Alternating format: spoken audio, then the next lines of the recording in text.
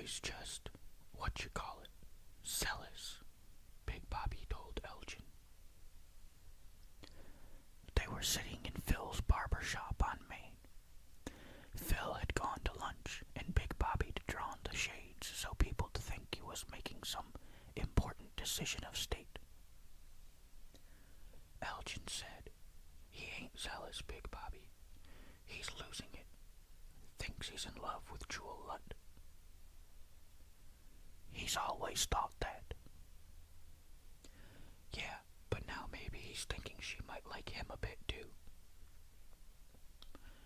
Big Bobby said, "How come you never call me mayor?" Elgin sighed. All right. Look," Big Bobby said, picking up one of the hair tonic bottles on Phil's counter and sniffing it. "So Blue likes his job a little bit." Elgin said, "There's more to it, and you know it." "Playing with combs now." "I do." "Bobby, he's got a taste for shooting things now." "Wait." He held up a pair of fat, stubby hands. "Blue always liked to shoot things. Everyone knows that. Shit, if he wasn't so short and didn't have 6 or 7 million little health problems, he'd have been the first guy in this town to go to the Nam. Instead, he had to sit back here while you boys had all the fun." Calling it the Nam, like Big Bobby had any idea. Calling it fun. Shit. "Dingoes," Elgin said. "Dingoes. Dingoes. He's saying he's going to Australia to shoot dingoes." "Do him a world of good, too." Big Bobby sat back down in the barber's chair beside Elgin. "He can see the sights, that sort of thing." "Bobby, he ain't going to Australia, and you know it. Hell, Blue ain't never stepped over the county line in his life." Big Bobby polished his belt buckle with the cuff of his sleeve. "Well, what you want me to do about it?" "I don't know. I'm just telling you. Next time you see him, Bobby, you look in his fucking eyes." "Yeah, what'll I see?" Elgin turned his head, looked at him. "Nothing." Bobby said, "He's your buddy." Elgin thought of the small panties curling out of the dust under Blue's bed. "Yeah, but he's your problem." Big Bobby put his hands behind his head, stretched in the chair. "Well, people getting suspicious about all the dogs disappearing, so I'm going to have to shut this operation down immediately anyway." He wasn't getting it. "Bobby, you shut this operation down, someone's gonna get a world's worth of that nothing in Blue's eyes." Big Bobby shrugged. A man who'd made a career out of knowing what was beyond him. The first time Perkin Lutt struck Jewel in public was at Chuck's Diner. Elgin and Shelley were sitting just 3 booths away when they heard a racket of falling glasses and plates, and by the time they came out of their booth, Jewel was lying on the floor with shattered glass and chunks of bone china by her elbows, and Perkin standing over her, his arms shaking, a look in his eyes that said he'd surprised himself as much as anyone else. Elgin looked at Jewel on her knees, the hem of her dress getting stained by the spilled food, and he looked away before she caught his eye, because if that happened he just might do something stupid, fuck Perkin up a couple 3 ways. "Aw, Perkin," Chuck Blade said, coming from behind the counter to help Jewel up, wiping gravy off his hands against his apron. "We don't respect that kind of behavior around here, Mr. Lutt," Clara Blade said. "Won't have it neither." Chuck Blade helped Jewel to her feet, his his eyes cast down at his broken plates, the half a steak lying in a soup of beans by his shoe. Jewel had a welt growing on her right cheek, turning a bright red as she placed her hand on the table for support. "I didn't mean it," Perkins said. Clara Blade snorted and pulled the pen from behind her ear, began itemizing the damage on a cocktail napkin. "I didn't." Perkin noticed Elgin and Shelley. He locked eyes with Elgin, held out his hands. "I swear." Elgin turned away, and that's when he saw Blue coming through the door. He had no idea where he'd come from, though it ran through his head that Blue could have just been standing outside looking in, could have been standing there for an hour. Like a lot of small guys, Blue had speed, and he never seemed to walk in a straight line. He moved as fast. He moved as if he were constantly sidestepping tackles or landmines, with sudden, unpredictable pivots that left you watching the space where he'd been instead of the place he'd ended up. Blue didn't say anything, but Elgin could see the determination for homicide in his eyes, and Perkins saw it too, backed up, and slipped on the mess on the floor and stumbled back, trying to regain his balance as Blue came past Shelley and tried to lunge past Elgin. Elgin caught him at the waist, lifted him off the ground, and held on tight because he knew how slippery Blue could be in these situations. You'd think you had him and he'd just squirm away from you, hit somebody with a glass. Elgin ducked his head down and headed for the door. Blue flopped over his shoulder like a bag of cement mix, Blue screaming, "You see me, Perkin? You see me? I'm the last face you see, Perkin, real soon." Elgin hit the open doorway, felt the night heat on his face as Blue screamed, "Jewel, you all right? Jewel?" Blue didn't say much back at Elgin's trailer. He tried to explain to Shelley how pure Jewel was, how hitting something that innocent was like spitting on the Bible. Shelley didn't say anything, and after a while Blue shut up too. Elgin just kept applying him with beam, knowing Blue's lack of tolerance for it, and pretty soon Blue passed out on the couch, his pitted face still red with rage. "He's never been exactly right in the head, has he?" Shelley said. Elgin ran his hand down her bare arm, pulled her shoulder in tighter against his chest, heard Blue snoring from the front of the trailer. "No, ma'am." She rose above him, her dark hair falling to his face, tickling the corners of his eyes. "But you've been his friend." Elgin nodded. She touched his cheek with her hand. "Why?"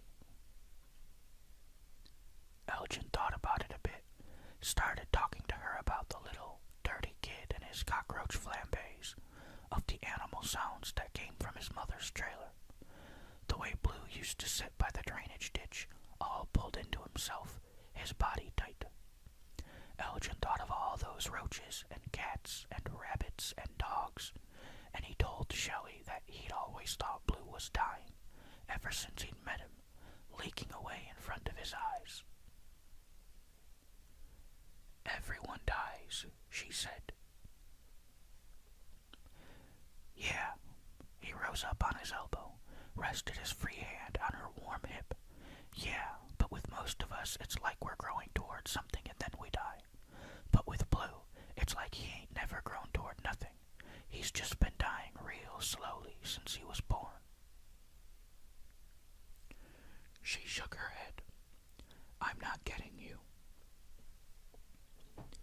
He thought of the mildew that used to soak the walls in Blue's mother's trailer, of the mold and dust in Blue's shack off Route 11, of the rotting smell that had grown out of the drainage ditch when they were kids. The way Blue looked at it all seemed to be at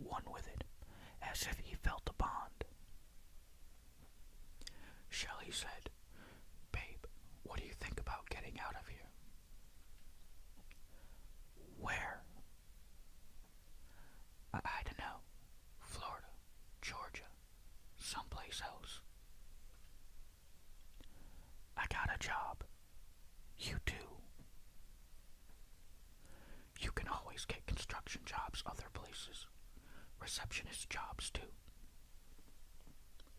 We grew up here. She nodded. But maybe it's time to start our life somewhere else. He said, let me think about it. She tilted his chin so she was looking in his eyes. You've been thinking about it. He nodded. Maybe I want to think about it some more. In the morning, when they woke up, Blue was gone. Shelley looked at the rumpled couch over at Elgin. For a good minute they just stood there, looking from the couch to each other, the couch to each other. An hour later, Shelley called from work, told Elgin that Perkin Lutt was in his office as always, no signs of physical damage. Elgin said, if you see Blue. Yeah. Elgin thought about it. I don't know. Call the cops. Tell Perkin to bail out a back door. That sound right? Sure.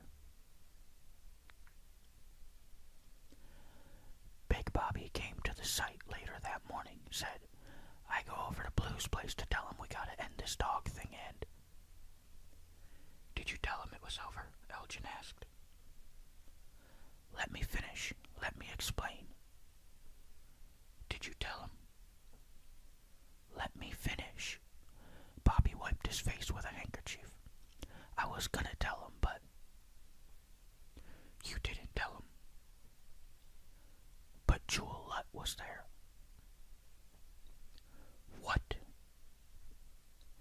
Big Bobby put his hand on Elgin's elbow, led him away from the other workers. I said Jewel was there. The two of them sitting at the kitchen table, having breakfast.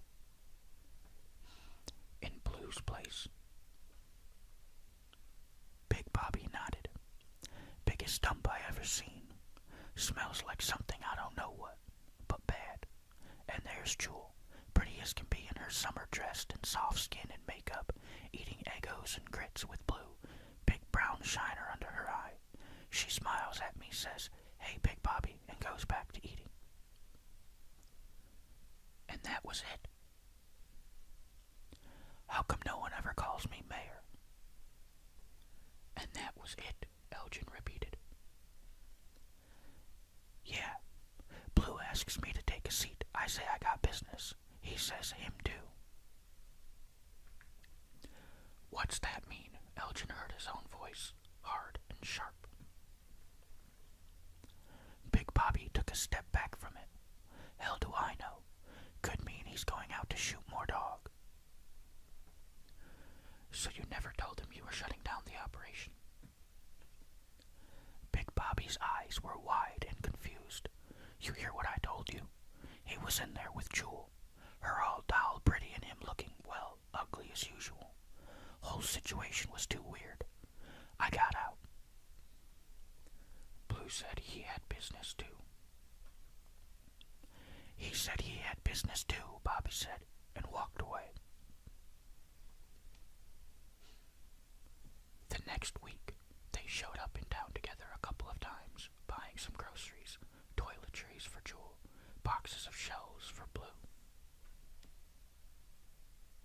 They never held hands or kissed or did anything romantic, but they were together, and people talked. Said, well, of all things, and I never thought I'd see the day. How do you like that? I guess this is the day the cows actually come home. Blue called and invited Shelley and Elgin to join them one Sunday afternoon for a late breakfast at the IHOP. Shelley begged off, said something about coming down with the flu, but Elgin went. He was curious to see where this was going, what Jewel was thinking, how she thought her hanging around Blue was going to come to anything but bad. He could feel the as they ate. See where he hit me? Jewel tilted her head, tucked her beautiful red hair back behind her ear. The mark on her cheekbone, in the shape of a small rain puddle, was faded yellow now, its edges roped by a sallow beige. Elgin nodded. Still can't believe the son of a bitch hit me, she said, but there was no rage in her voice anymore, just a mild sense of drama, as if she'd pushed the words out of her mouth the way she believed she should say them. But the emotion she must have felt when Perkins' hand hit her face, when she fell to the floor in front of people she'd known all her life, that seemed to have faded with the mark on her cheekbone. Perkin Lut, she said with a snort, then laughed. Elgin looked at Blue. He'd never seemed so fluid in all the time Elgin had known him. The way he cut into his pancakes, swept them off his plate with a smooth dip of the fork tines, the swift dab of the napkin against his lips after every bite, the attentive swivel of his head whenever Jules spoke, usually in tandem with the lifting of his coffee mug to his mouth. This was not a Blue Elgin recognized. Except when he was handling weapons, Blue moved in jerks and spasms. Tremors rippled through his limbs and caused his fingers to drop things, his elbows and knees to move too fast, crack against solid objects. Blue's blood seemed to move too quickly through his veins, made his muscles obey his brain after a quarter-second delay, and then too rapidly, as if to catch up on lost time. But now he moved in concert, like an athlete or a jungle cat. That's what you do to men, Jewel. You give them a confidence so total it finds their limbs. Perkin, Blue said, and rolled his eyes at Jewel, and they both laughed. She not as hard as he did, though. Elgin could see the root of doubt in her eyes, could feel her loneliness in the way she fiddled with the menu, touched her cheekbone, spoke too loudly, as if she wasn't just telling Elgin and Blue how Perkin had mistreated her, but the whole IHOP as well, so people could get it straight that she wasn't the villain, and if after she returned to Perkin she had to leave him again, they'd know why. Of course she was going back to Perkin. Elgin could tell by the glances she gave Blue, unsure, slightly embarrassed, maybe a bit repulsed. What had begun as a nighttime ride into the unknown had turned cold and stale during the hard yellow lurch into morning. Blue wiped his mouth, said, "Be right back," and walked to the bathroom, with surer strides than Elgin had ever seen on the man. Elgin looked at Jewel. She gripped the handle of her coffee cup between the tips of her thumb and index finger, and turned the cup in slow revolutions around the saucer, made a soft scraping noise that climbed up Elgin's spine like a termite trapped under the skin. You ain't sleeping with him, are you? Elgin said quietly. Jewel's head jerked up and she looked over her shoulder, then back at Elgin. What? God, no. We're just... He's my pal. That's all. Like when we were kids. We ain't kids. I know. Don't you know I know? She fingered the coffee cup again. I miss you, she said softly. I miss you. When you coming back? Elgin kept his voice low.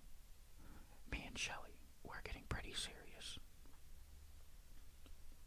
She gave him a small smile that he instantly hated. It seemed to know him.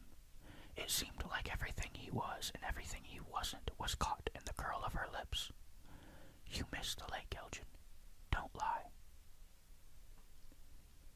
He shrugged.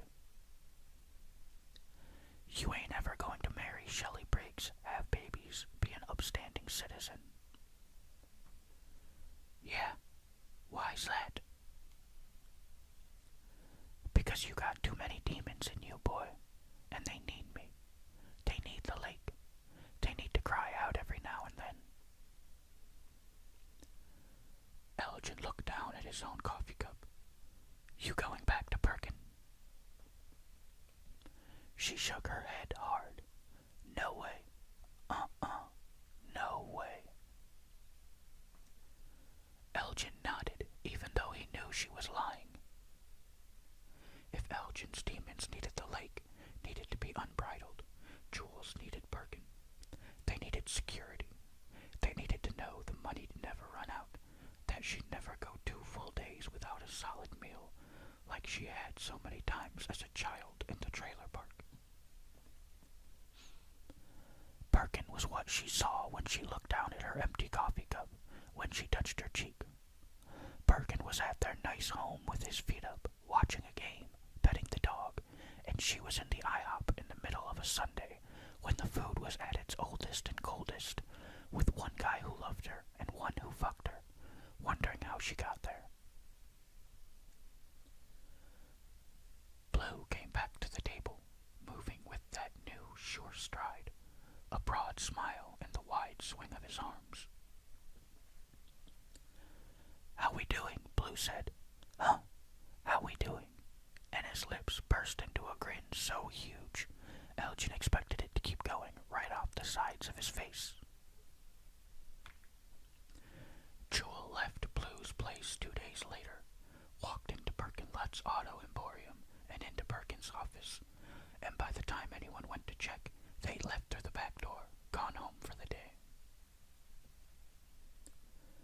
Elgin tried to get a hold of Blue for 3 days, called constantly, went by his shack and knocked on the door, even staked out the treehouse along I-95 where he fired on the dogs.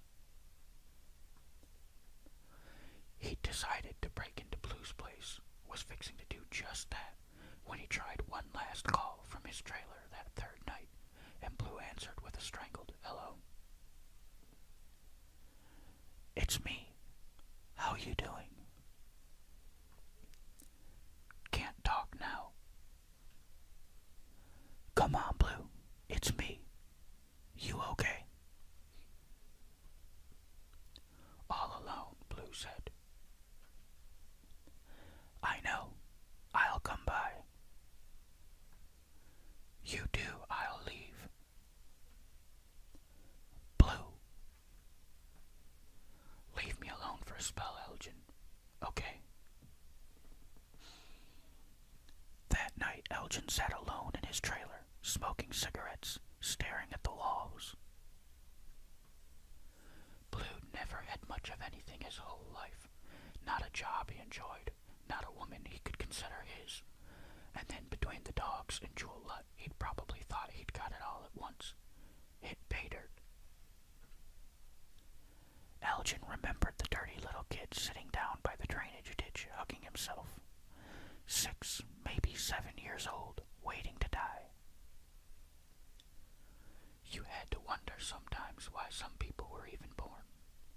You had to wonder what kind of creature threw bodies into the world, expected them to get along when they'd been given no tools, no capacity to get any either. In Vietnam, this fat boy, named of Woodson from South Dakota, had been the least popular guy in the platoon. He wasn't smart, he wasn't athletic, he wasn't funny, he wasn't even personable. He just was.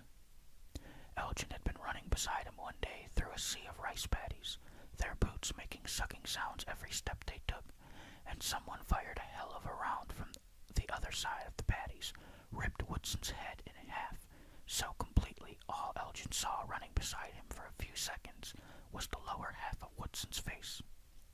No hair, no forehead, no eyes. Just half the nose, a mouth, a chin. Thing was, Woodson kept running, kept plunging his feet in and out of the water, making those sucking sounds. M15 hugged his chest for a good 8 or 10 steps. Kid was dead. He's still running. Kid had no reason to hold on, but he don't know it. He keeps running. What spark of memory, hope, or dream had kept him going. You had to wonder. In Elgin's dream that night, a platoon of ice-gray Viet Cong rose in a straight line from the center of Cooper's Lake, while Elgin was inside the cabin with Shelley and Jewel. He penetrated them both somehow, their separate torsos branching out from the same pair of hips, their forelegs clamping at the small of his back, this Shelley Jewel creature crying out for more, more, more. And Elgin could see the VC platoon drifting in formation toward the shore, their guns pointed, their faces hidden behind thin wisps of green fog. The Shelley Jewel creature arched her backs on the bed below him, and Woodson and Blue stood in the corner of the room watching as their dogs padded across the floor, letting out low growls and drooling. Shelley dissolved into Jewel as the VC platoon reached the porch steps and released their safeties all at once, the sound like the ratcheting of 1,000 shotguns. Sweat exploded in Elgin's hair, poured down his body like warm rain, and the VC fired in concert, the bullets shearing the walls of the cabin, lifting the roof off into the night. Elgin looked above him at the naked night sky, the stars zipping by like tracers, the yellow moon full and mean, the shivering branches of birch trees. Jewel rose and straddled him, bit his lip, and dug her nails into his back, and the bullets danced through his hair. And then Jewel was gone, her writhing flesh having dissolved into his own. Elgin sat naked on the bed, his arms stretched wide, waiting for the bullets to find his back, to shear his head away from his body the way they'd sheared the roof from the cabin. And the yellow moon burned above him as the dogs howled, and Blue and Woodson held each other in the corner of the room, and wept like children as the bullets drilled holes in their faces.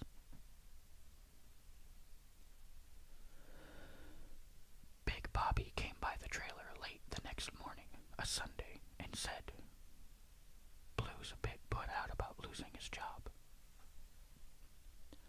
"What?" Elgin sat on the edge of his bed, pulled on his socks. "You pick now. Now, Bobby. To fire him." "It's in his eyes," Big Bobby said. "Like you said. You can see it."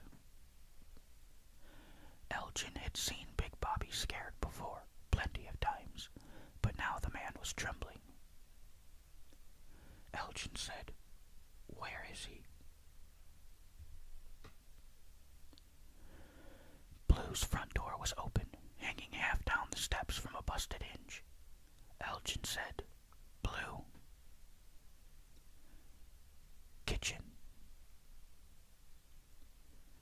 He sat in his jockeys at the table, cleaning his rifle, each shiny black piece spread in front of him on the table. Elgin's eyes watered a bit because there was a stench coming from the back of the house that he felt might strip his nostrils bare. He realized then that he'd never asked Big Bobby or Blue what they'd done with all those dead dogs. Blue said, "Have a seat, bud. Beer in the fridge if you're thirsty." Elgin wasn't looking in that fridge. "Lost your job, huh?" Blue wiped the bolt with a chamois cloth. "Happens." He looked at Elgin. "Where you been lately?" "I called you last night." "I mean in general." "Working." "No, I mean at night." "Blue, you been," he almost said, playing house with Jewel, but caught himself. "Up in a fucking tree. How do you know where I've been at night?" "I don't," Blue said. "Why I'm asking." Elgin said, "I've been at my trailer or down at Double's, same as usual." "With Shelley Briggs, right?" Slowly, Elgin said, "Yeah."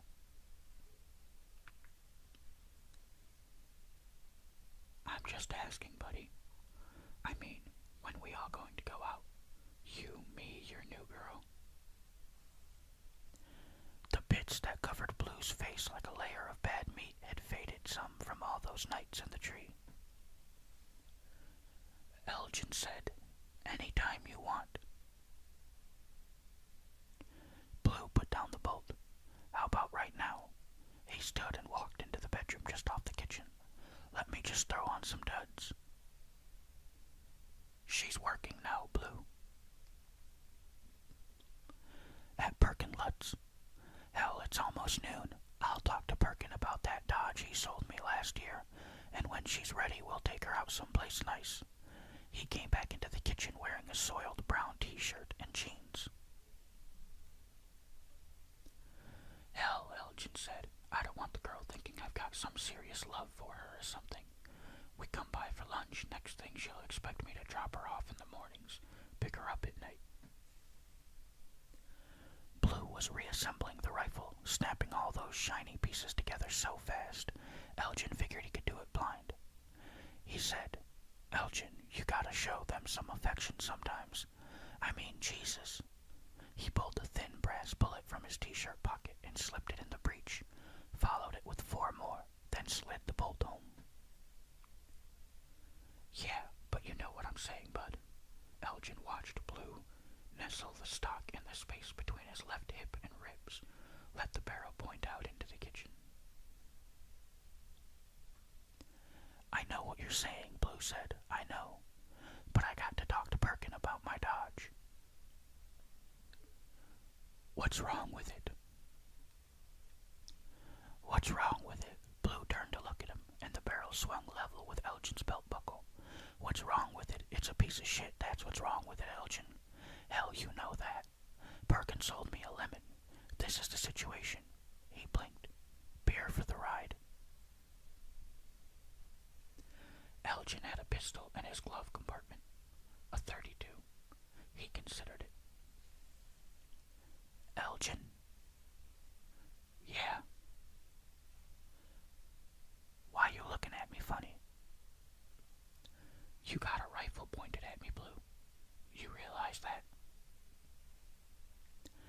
Blue looked at the rifle, and its presence seemed to surprise him. He tipped it toward the floor. "Shit, man, I'm sorry. I wasn't even thinking. It feels like my arms sometimes. I forget. Man, I am sorry." He held his arms out wide, the rifle rising with them. "A lot of things deserve to die, don't they?" Blue smiled. "Well, I wasn't quite thinking along those lines, but now you bring it up." Elgin said, "Who deserves to die, buddy?" Blue laughed. "You got something on your mind, don't you?" He hoisted himself up on the table, cradled the rifle in his lap. "Hell, boy, who you got? Let's start with people who take 2 parking spaces." "Okay." Elgin moved the chair by the table to a position slightly behind Blue, sat in it. "Let's."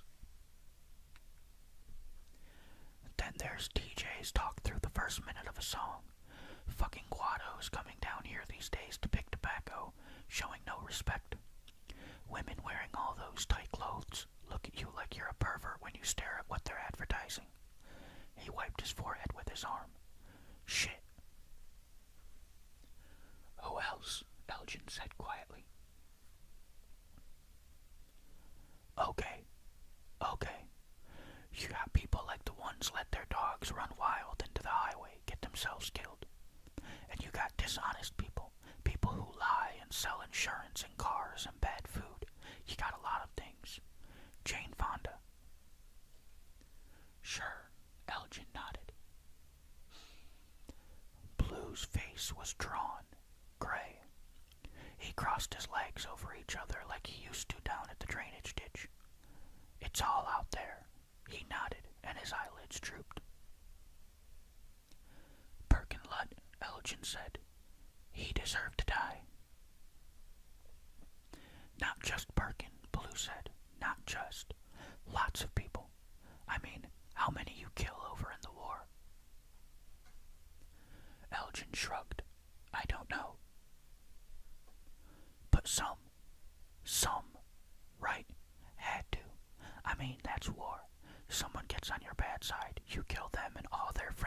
stop bothering you.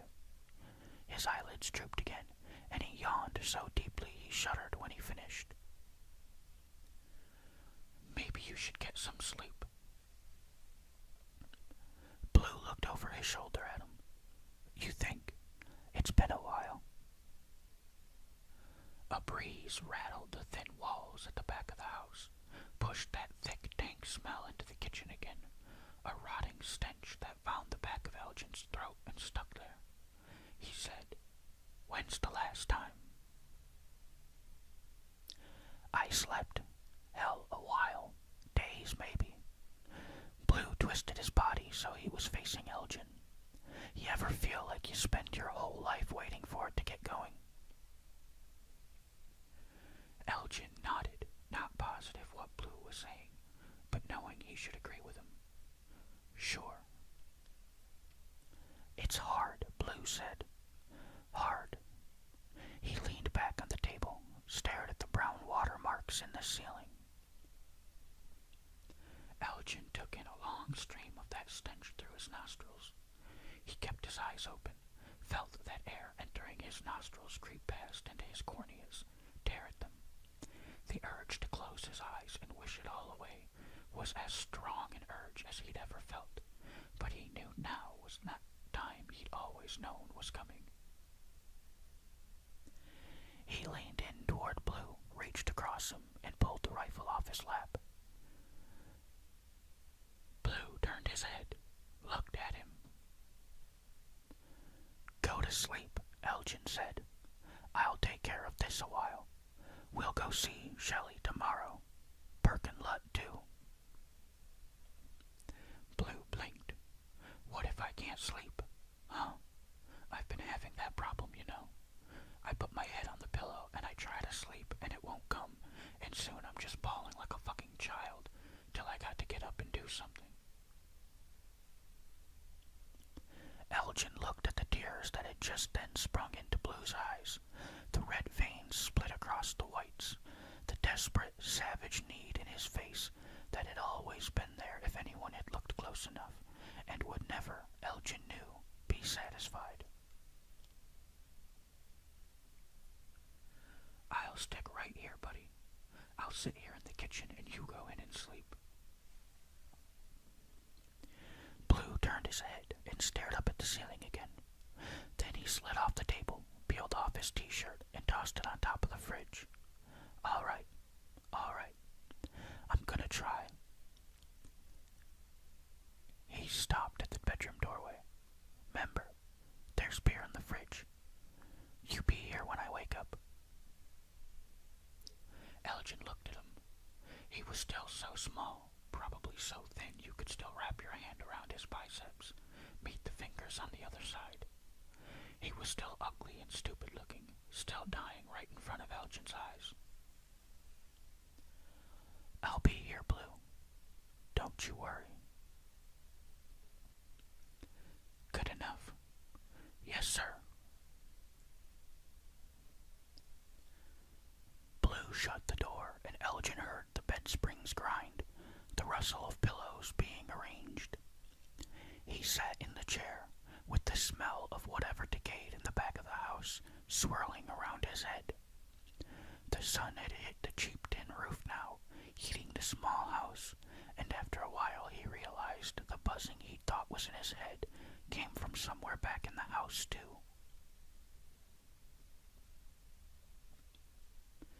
He wondered if he had the strength to open the fridge. He wondered if he should call Perkin Lutz and tell Perkin to get the hell out of Eden for a bit.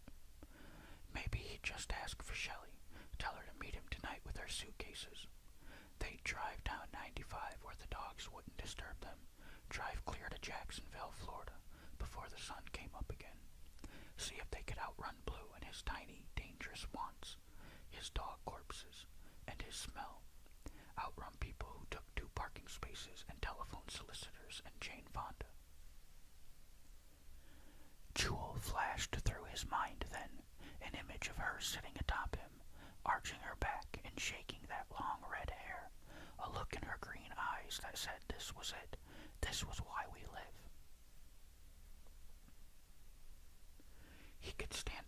right now with this rifle in his hands, scratch the itch in the back of his head, and fire straight through the door, and what should never have been started.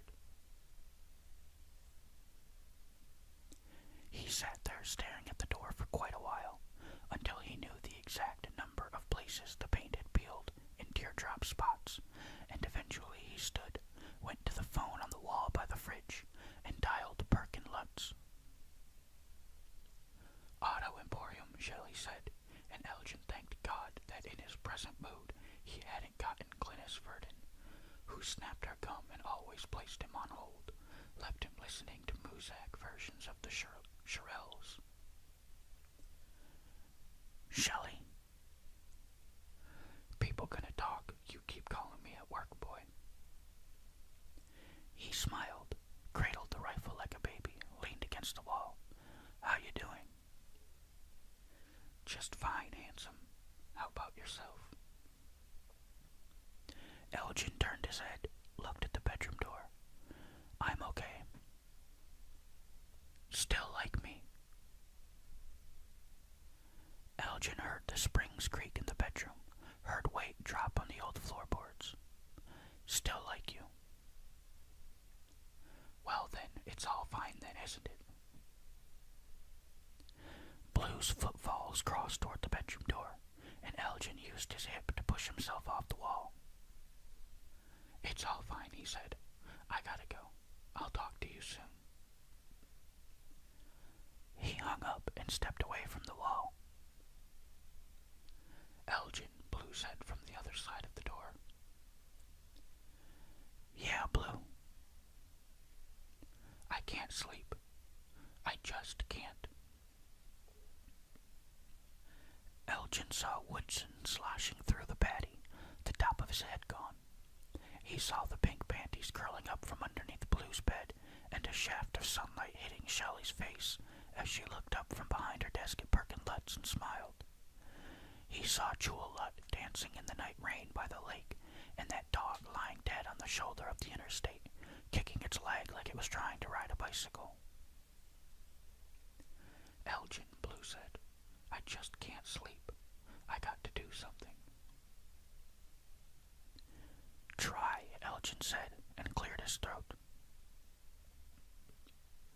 I just can't. I got to do something. I gotta go. His voice cracked, and he cleared his throat. I can't sleep. The doorknob turned, and Elgin raised the rifle, stared down the barrel. Sure you can, Blue. He curled his finger around the trigger as the door opened. Sure you can, he repeated and took a breath. Held it in. The skeleton of Eden Falls still sits on 22 acres of land just east of Brimmer's Point, covered in rust thick as flesh. Some say it was the levels of iodine an environmental inspector found in the groundwater that scared off the original investors. Others said it was the downswing of the state economy or the governor's failed re-election bid. Some say Eden Falls was just plain a dumb name, too biblical. And then, of course, there were plenty who claimed it was Jewel Lutt's ghost scared off all the workers. They found her body hanging from the scaffolding they'd erected by the shell of the roller coaster. She was naked and hung upside down from a rope tied around her ankles. Her throat had been cut so deep, the coroner said it was a miracle her head was still attached when they found her. The coroner's assistant, man by the name of Chris Gleason, would claim when he was in his cups that the head had fallen off in the hearse as they drove down Main toward the morgue. Said he heard it cry out. This was the same day Elgin Byrne called the sheriff's office, told them he'd shot his buddy Blue, fired 2 rounds into him at close range, the little guy dead before he hit his kitchen floor. Elgin told the deputy he was still sitting in the kitchen, right where he'd done it a few hours before, said to send the hearse. Due to the fact that Perkin Lutt had no real alibi for his whereabouts when Jewel passed on, and owing discord in their marriage. Perkin was arrested and brought before a grand jury, but that jury decided not to indict. Perkin and Jewel had been patching things up after all. He'd bought her a car, at cost, but still. Besides, we all knew it was Blue had killed Jewel. Hell, the Simmons boy, a retard ate paint and tree bark, could have told you that. Once all that stuff came out about what Blue and Big Bobby'd been doing with the dogs around here, well, that just sealed it.